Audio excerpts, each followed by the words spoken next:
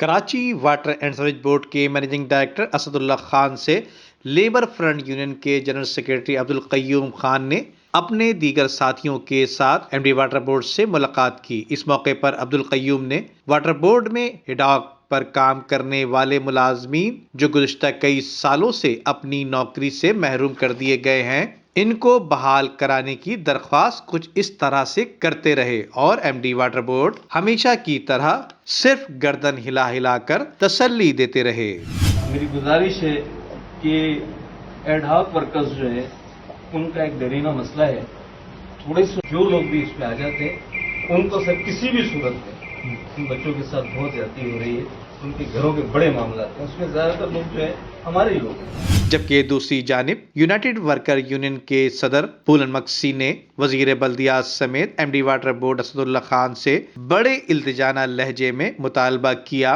मैं MD water board से ये अपील करता हूँ, वजीर बल्दियात से ये अपील करता हूँ,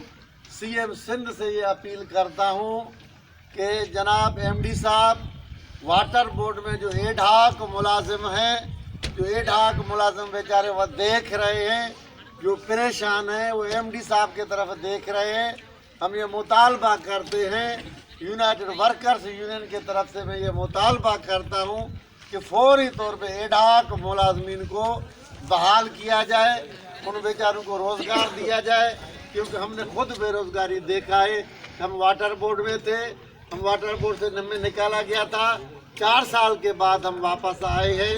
मैं ये मुतालबा करता हूँ MD water board engineer Asadullah साहब से कि एडहॉक मुलाजमीन को फौरी तौर पे नौकरियों पर लिया जाए, उनको बहाल किया जाए। गौरतलब बात यह है कि Karachi water and sewerage board में 1 दर्जन के करीब वर्कर यूनियन मौजूद हैं, जिसमें इन तमाम यूनियन की ख्वाहिश है कि हिडाक मुलाजमीन के बहाल का क्रेडिट किसी दूसरी यूनियन ना ले जाए, इसलिए एक दूसरे की टांग खींचते हुए नजर आ रहे हैं। हिडाक मुलाजमीन अपने फाका कशी में दिन गुजार रहे हैं।